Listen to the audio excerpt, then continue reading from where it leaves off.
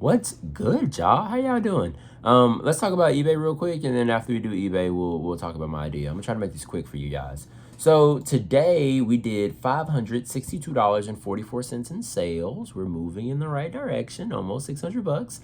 Our quantity sold was 16 items, giving us an ASP of $35.15. I think that's a record for me right now, except for the $44 ASP one that we did. But good, we're moving in the right direction. The eBay fees on that amount were $106.78, which gives us a total of cash post fees pre-labels of $455.66. Now, as we always know, that does not match my actual processing funds, but this time we got an extra $2. Where? Don't know, but I'm with it. So our extra $2 puts us at $457.78. That is our actual processing funds, which we'll use to pull our shipping labels out of. We sold 15 actual items, like 15 orders. So that's going to give us an estimated label cost of $102. I did like my actual labels, and then I had to add $7 to it for another item that sold. So we're at $102.40. And that gives us a estimated cash flow on eBay of $355.38. So on eBay, we made $355.38. My goal on eBay right now is to make like $323 a day, and then use DoorDash to get the other $360. To get to $360, I mean. And we did really good. We almost got the whole $360 on eBay alone. So that's so beautiful for us. On DoorDash, we did $47.49. We spent 2 hours and 10 minutes actively dashing, which is meaning our time on orders. And we spent 2 hours and 36 minutes in dasher time. So that's the time from when I press the start dash button to the time where I say, all right, we're done, we're going home. That gives us an average hourly rate of $21.99 actively and $18.27 on our dasher time, which is way better than yesterday. Like I can rock with $18 an hour and $22 an hour. Not too horrible. That puts our total income for the day at $402.87, not including YouTube income. So I will know how much I'm gonna make on YouTube soon. Everything's still kind of shaking out, so I have to see how much these videos generate, but they're generating a lot more than I was expecting them to, which I think is really cool. So we'll talk about that more as I make more of these videos and I'm seeing what my revenue stats are looking like on the YouTube side. Now, my idea for the day is I think that the biggest challenge for me in 2025 is going to be ensuring I solve the problem that the business is faced with. And I had a long conversation with Mariah today, because every single day, guys, I basically be like, hey, I think we should sell clothing. I think selling clothing in the business would be really, really beautiful, because we're able to get like larger size clothing for $5 a piece, and it sells between 25 to 30 bucks if I choose the right thing. So if I just go over there, grab a $5 shirt, you know, and sell it for, I'm only doing tops at this point. I was doing like a bunch of jeans and stuff, but I'm completely out of that niche entirely and only doing tops.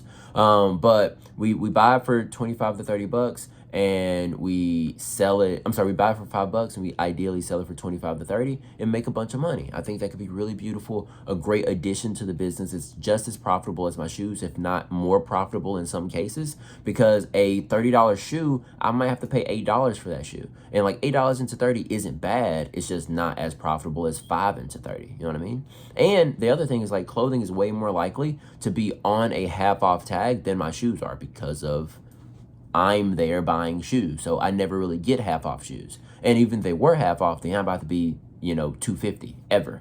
So there's just a beautiful opportunity there that I'm seeing when it comes to clothing. Here's the problem. That's not actually solving the problem that my business has. I know it seems like it is. I know, like, having more money, extra profitability, greater sales, so on and so forth. It sounds like it's really good. It sounds like that's going to help the business so much. But the actual problem that my business has nothing to do with that. You see, I get to talk to my customers all the time. I read all of my feedback that my customers give me, and their biggest things that they say is they love how quickly they get their item. Shipping is very fast. The items are accurately described, right? And they enjoy their shoes a ton. They fit comfortably. They like their shoes. So the product is fine. The price is great. They like the price, and they also like the how quickly they're getting their item. So when it comes to the product and fulfillment side of everything, it's pretty good. It's good enough at minimum. And as I continue to raise my product quality, that would just be a greater and greater return for me. Now, here's the problem. The one issue that I have with customers is they will send me a message and say, "Hey, Isaiah." They don't say Isaiah, but "Hey, Isaiah, I need this shoe you have right here, but in a size 8. Do you have this shoe in a size 8? No, I don't. Hey, I just bought a pair of shoes for you in a size 13. Do you have more of these types of shoes? Like these types of sneakers in size 13? No, I don't. I have 2,500 items available in the store right now, but my depth isn't that high. You know what I mean? I sell in a lot of different categories. I have a bunch of boots as a whole, but like if you wanted to look for a specific style of boots, let's say you wanted mid-calf boots specifically, like mid-calf Western boots, I might only have 3 or 4 boots in your size. Maybe. I might have 2 or 1. You know what I mean? And then if you were looking for knee-high Western boots or like fry boots, I have 0 fry boots in the store, I think. No, I don't. I have 2 fry boots in the store. You know what I mean? If you were looking for a pair of Uggs or something like that, I do have plenty of Uggs, but if you wanted the Uggs with the sequins on them, like one for you and a matching pair for your daughter or son, daughter probably, I wouldn't have that for you.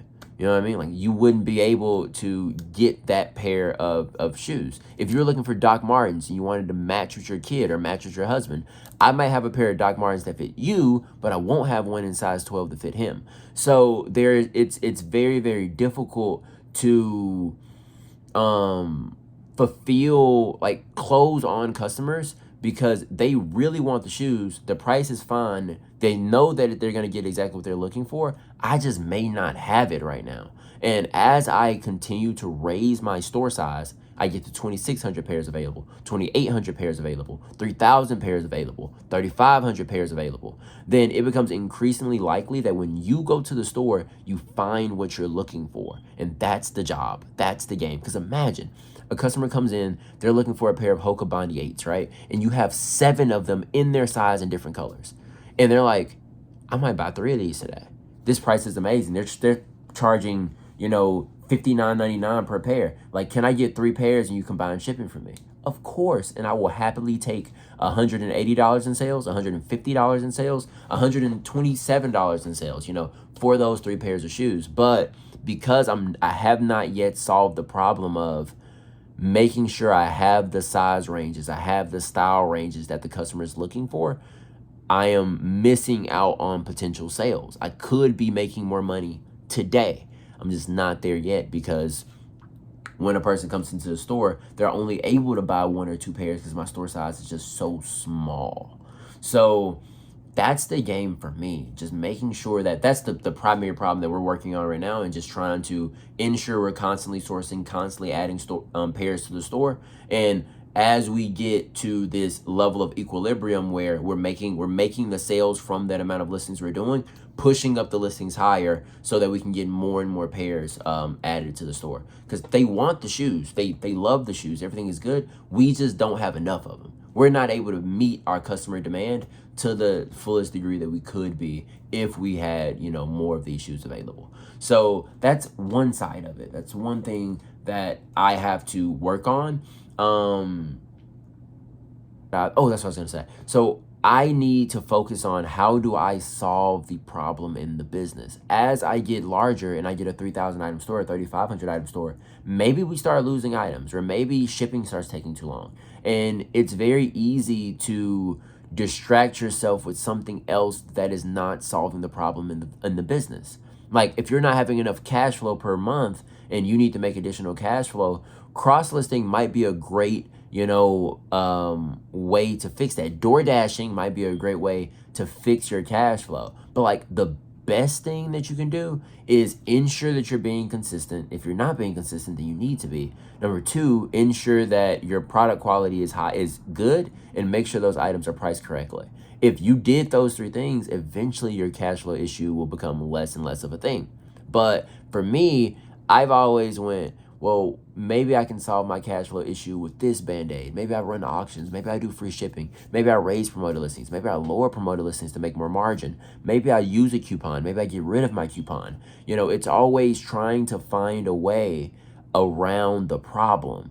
And like a lot of the times, it might be easier to solve the problem than dealing with this side quest that you go on that has its result. It does whatever it does, but that side quest at the end, you still have to solve that problem before you can actually break through the barrier. Because a lot of the times, I'll see someone sidestep a problem, and then they just end up slightly higher than where they were before.